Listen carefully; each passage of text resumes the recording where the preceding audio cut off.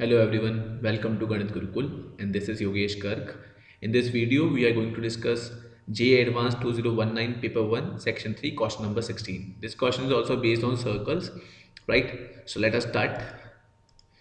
Let the point B be the reflection of the point A 2, comma 3 with respect to the line 8x minus 6y minus 23 is equal to 0. And there are two circles of radii 1 and 2 and 1 with centers A and B, right?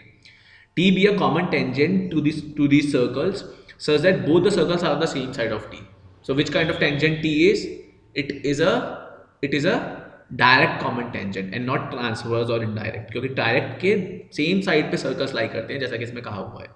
If C is the point of intersection of T, जो वो tangent है common tangent, and the line passing through A and B, तो जो centre जो हैं उनसे जो line पास कर रही है और जो कॉमन टेंजेंट है उसका इंटरसेक्शन पॉइंट है C. We have to find length A C. तो ए अपने पास है, अगर हम सी निकालें तो उससे काम हो जाएगा. तो मतलब बी फाइंड करने की जरूरत नहीं है. देखो अभी नहीं पता हमें बी फाइंड करने की जरूरत है कि नहीं है. क्वेश्चन को सॉल्व करने के प्रोसेस में if we have to find B then we should be finding B, else we should not, वरना अपना टाइम वेस्ट करने वाली बात होगी. So let us start. यहां हम लोग अपना ड्रॉ करते हैं कोऑर्डिनेट एक्सिस, ठीक है, कार्टेशियन प्लेन. और क्या करो कि भाई देखो अपना ए पॉइंट क्या है, मैं रफली बना रहा हूं, ठीक है ना. So A point is 2,3. I am just plotting it randomly, ऐसा कुछ बहुत एक्यूरेटली प्लॉट करने की जरूरत नहीं है. सिमिलरली देखो मैं लाइन भी जो है वो रैंडमली प्लॉट कर रहा हूँ, रैंडमली बना रहा हूँ line. This is the line and this line equation is 8x minus 6y minus 23 is equal to 0. Need not to write, पर अगर अभी तो हम लोग कोई एग्जाम में नहीं लिख रहे हैं तो अभी मैं आपको ऐसा लिख के दिखा देता हूँ, ठीक है. इसके रिफ्लेक्शन, इसके अंदर रिफ्लेक्शन लेकर you have this point B, ठीक है ना. इसके रिफ्लेक्शन में you have point B, somewhere here is this point B. अब आपको इसका कोऑर्डिनेट फाइंड करने की अभी ज़रूरत है कि नहीं है वो देखते हैं, मतलब हमें अभी ज़रूरत है कि नहीं है वो अभी समझते हैं. एक बात है कि ए और बी को ज्वाइन करके एक्सटेंड कर दो और ए और बी से दो सर्कल ड्रॉ करने. इस पे रेडियस, इससे रेडियस 2 का, इससे रेडियस 1 का. अब ये समस्या आ सकती है दिमाग में कि क्या वो सर्कल इंटरसेक्ट कर रहे हैं कि नहीं कर रहे हैं. वैसे सोचो कि क्या फ़र्क पड़ता है कि वो इंटरसेक्ट कर रहे हैं कि नहीं कर रहे हैं, वो टच कर रहे हैं कि नहीं कर रहे हैं. ये सब बात क्या फ़र्क, अगर फ़र्क पड़ता है या नहीं पड़ता है हमें सोचना पड़ेगा.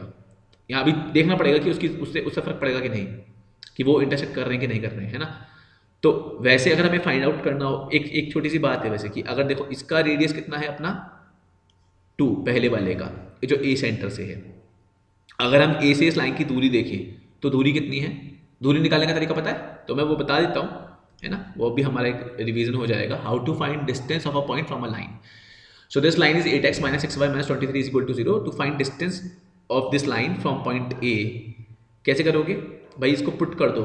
8 into 2 16, minus 6 into 3 minus 18 minus 23, इसका मॉड, और नीचे क्या आएगा, root of 8 square plus 6 square. वैसे तो मुझे लगता है वो बच्चा बच्चा जानता होगा इस बात को कि नीचे क्या आएगा 10, ऊपर क्या आएगा -2 माइनस 23 का मॉड 25. 25/10 कितना आ गया आपका 2.5. सो 2.5 आपकी डिस्टेंस है इसका. तो भाई पक्की बात है सर्कल तो पहले ही खत्म हो जाएगा. नहीं, सर्कल तो रेडियस 2 का है और दूसरे वाले में भी डिस्टेंस 2.5 ही होगा ना, क्योंकि वो इमेज का मतलब समझते हो आप, रिफ्लेक्शन का मतलब समझते हो, सेम डिस्टेंस. और जो ए बी को ज्वाइन करने वाली लाइन होगी वो भी से परपेंडिकुलर होगी. तो बहुत बढ़िया है, सर्कल इंटरसेक्ट नहीं कर रहे हैं तो हमारी वो टेंशन खत्म. Let us draw 2 circles also समझने के लिए. तो एक सर्कल ये रहा, ठीक है, ये रेडियस 2 का, और एक इससे ड्रॉ कर देते नीचे रेडियस 1 का एक सर्कल, ठीक है. तो रेडियस 1 का एक सर्कल हमने ड्रॉ कर दिया. नहीं इंटरसेक्ट कर रहे हैं सर्कल, चिंता की कोई बात नहीं है. ए और बी को ज्वाइन करके अब क्या है, देखो कॉमन टेंजेंट की बात हो रही है, वो भी सेम साइड पर. तो आप चाहो तो इधर बना लो, इस तरफ बना लो, मतलब on the left side, on the right side. तो जैसे मान लो मैं लेफ्ट साइड पे ऐसे ड्रॉ कर रहा हूँ कॉमन टेंजेंट, थोड़ा रफी ड्रॉ कर रहा हूँ, समझ लेना आप लोग, ठीक है ना. So this is common tangent, और वो कहीं आपका जाकर किसी पॉइंट सी पर ए बी को कट करेगा. मैंने ए बी को भी ज्वाइन कर देते हैं और एक्सटेंड कर देते हैं ना, थोड़ा इसको और आगे एक्सटेंड कर देते हैं, एक मिनट.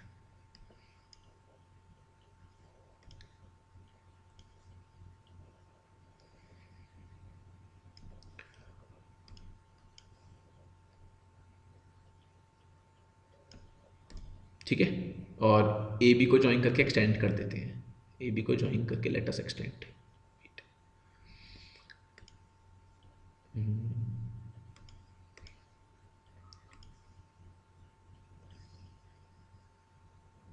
थोड़ा मैं रफ ही कर रहा हूँ, ठीक है ना, तो आप लोग देख लेना इसको। एक मिनट,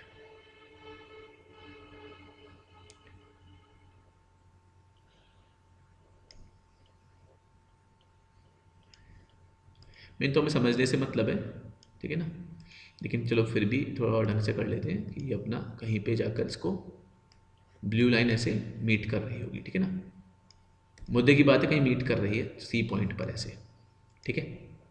अब दूसरे कलर से कर लेते हैं, तो आप ये देखो ये सी पॉइंट आ गया अपने पास, ठीक है ना, आया नहीं है वो निकालना पड़ेगा, निकाल सकते हैं क्या, देखो ये रेडियस कितना है, ये परपेंडिकुलर होगा ना, दिस इज 1, ठीक है, एंड ए से परपेंडिकुलर डिस्टेंस कितना हो जाएगा इस लाइन का, ब्लू लाइन का 2, क्योंकि उसका रेडियस कितना है 2। ए का कोऑर्डिनेट वी हैव, बी का भी don't have, should we have to find B का कोऑर्डिनेट। देखो वो इस बात पर डिपेंड करता है कि हम सी का कोऑर्डिनेट फाइंड कर सकते हैं कि नहीं कर सकते। आप मुझे बस एक बात बताना दोस्तों, भाई ये डिस्टेंस कितना होगा, मतलब ये बताओ कि अगर हम थोड़ा सोचे है ना, मतलब इसको नाम दे देते चलो कुछ, सपोज आर, इसको कुछ पी। मुझे लगता है आप लोग सब बहुत आराम से ऑब्जर्व कर सकते हो कि triangle C R B will be similar to triangle C P A, and if is it so, तो जो आपका बी आर और ए पी का रेशियो है, बी आर और ए पी का रेशियो है, वही आपका सी बी और सी ए का रेशियो हो जाएगा। C B by C A is equal to 1/2। अगर सी बी बाई सी ए 1/2 है, इसका मतलब C B is equal to A B. अब एक बात समझो, हमें अगर सी बी और ए बी इक्वल है तो उसका मतलब सी ए क्या हो जाएगा, ए सी क्या हो जाएगा, ट्वाइस ऑफ सी बी या ट्वाइस ऑफ ए बी भी कह सकते हो उसको। थोड़ा आपको दिख नहीं रहा होगा, एक मिनट आप देखो, ये लिखा हुआ है A C will be equal to, देखो C B by C A will be equal to half, C B is equal to A B आ जाएगा उससे, या बल्कि आप इससे A C is equal to C B और A C is equal to A B, हमें A C is equal to A B ज़्यादा इंपॉर्टेंट है। सोचो क्यों, क्योंकि ए बी निकालने के लिए आपको अब आपको लगेगा सर तो आपने फंसा दिया, हम पहले ए बी निकाल लेते तो बी पॉइंट निकालना पड़ेगा, इसका मतलब क्या, नहीं नहीं बिल्कुल भी नहीं। जो हमने परपेंडिकुलर डिस्टेंस निकाला ना, ये मान लो कि पॉइंट एम था, ये परपेंडिकुलर डिस्टेंस आ गया ना ये, उसका ही तो ट्वाइस है ए बी। भाई ए बी क्या है, जो ए बी का मतलब क्या है, डिस्टेंस, उन दोनों के बीच के डिस्टेंस का सम, वो क्या होगा, परपेंडिकुलर डिस्टेंस जो हमने निकाल लिया है वो हमने ऑलरेडी 2.5, ठीक है ना, उसका दुगना ही तो है ए बी। ए एम और एम बी तो बराबर होंगे ना, रिफ्लेक्शन में ये तो कंसेप्ट होता है, इमेज फिजिक्स में पढ़ा होगा, इमेज वाला कंसेप्ट, सेम इक्वल डिस्टेंस पे होंगे ना दोनों, तो ए एम और एम बी दोनों बराबर है। तो आप यहाँ पे सीधे कह सकते हो कि भैया इसका मतलब ए सी इज इक्वल टू क्या है, ट्वाइस ऑफ ए बी खुद क्या है, ट्वाइस ऑफ ए एम, तो उसका मतलब ए सी क्या हो जाएगा, थोड़ा आपको दिख नहीं रहा होगा, एक मिनट को, ए सी इज इक्वल टू क्या आ जाएगा, 4 टाइम ऑफ ए एम, और ए एम कितना आया था 2.5, so 4 into 2.5 is equal to 10। So this question was not difficult, but what was the purpose of discussing this question? मैंने, अगर ये बहुत डिफिकल्ट नहीं था तो क्यों, मैं बस इतना शो करना चाह रहा था कि भाई ये नेसेसरी नहीं है कि आप कोई क्वेश्चन पढ़ते हो एंड आप यू फील लाइक कि जो दिया हुआ है हम सब डाटा निकालेंगे। देखो उस क्लास 10 तक की टेंडेंसी से निकलना पड़ेगा, वो स्कूल का एग्जाम नहीं है कि जितना आप शो करोगे आपको उतनी प्रोपोर्शन में मार्क्स मिलेंगे, आपका टाइम वेस्ट हो जाएगा, आपके मार्क्स लूज हो जाएंगे, बल्कि हो सकता है क्वेश्चन नहीं हो पाया हो, क्वेश्चन आपको लगा था क्वेश्चन कर लिया तो भी क्वेश्चन कर लिया, लेकिन उस क्वेश्चन को करने में जो आपने 1 मिनट फालतू लगाया, उस 1 मिनट आप जो कहीं और इन्वेस्ट कर सकते थे वहाँ पे नहीं करोगे, ये भी तो मैटर करेगा ना। जितने ज़्यादा क्वेश्चन करोगे आपका उतना ही तो बेहतर स्कोर होगा, समझ रहे हो। तो इसका मतलब ऐसे क्वेश्चंस तो जल्दी खत्म करने हैं ना, इजी क्वेश्चन तो आपको मतलब आपके लिए तो इजी नहीं है, देखो इजी तो कुछ भी नहीं कह सकते ऐसे, लेकिन हाँ बिलो एवरेज टाइप क्वेश्चन है ये। तो ऐसे क्वेश्चन अगर आप एग्जाम में जल्दी खत्म नहीं करोगे तो आप ज़्यादा क्वेश्चन कैसे अटेम्प्ट कर पाओगे। तो इसी तरीके की अप्रोच बनानी है ना। तो और दूसरा ऐसे क्वेश्चंस का फायदा ये भी रहता है कि जो इसमें 2-3 चीज़ें लर्निंग की आ गई है ना, मेंस में ये एग्जैक्टली नहीं बट इसकी कुछ फ्रेमिंग करके अलग तरीके से क्वेश्चन बहुत इजीली बन सकता है। मेंस का लेवल भी धीरे धीरे एडवांस को रीच कर रहा है, मैथ्स का पेपर का डिपेंड कर सकता है वो सेशन टू सेशन, लेकिन हमें प्रिपेयर होना चाहिए, हमें we should be well prepared with advance, है ना। हमारा एटलीस्ट जो पेपर के अंदर आपका समझ लो बिलो डिफिकल्ट, जो वेरी डिफिकल्ट वाले कुछ क्वेश्चंस होते हैं, कुछ ही होते हैं ऐसे पर्टिकुलरली क्वेश्चन, उनसे तो कम से कम उनसे एक कदम नीचे तक की प्रिपरेशन तो अपनी होनी ही चाहिए एडवांस के पॉइंट से। चाहे आप पहला आपको मेंस देना होता है, लेकिन तब भी अपनी वहाँ तक की प्रिपरेशन जरूर होनी चाहिए। इवन इफ आपको लगता हो कि सर एडवांस बहुत ज़्यादा मुश्किल लगता, उन क्वेश्चन को देख के लगता है ना, सिर्फ उनको हटाओ तो उसके अलावा तो नहीं है ना, यही तो मेन पॉइंट है। तो खैर ये आप क्वेश्चन को आराम से फिर से एक बार, मतलब आप चाहो तो वीडियो को फिर से एक बार प्ले करके देख लेना अगर कोई पॉइंट पे कोई कंफ्यूजन हो तो, ठीक है ना। So stay tuned, keep watching.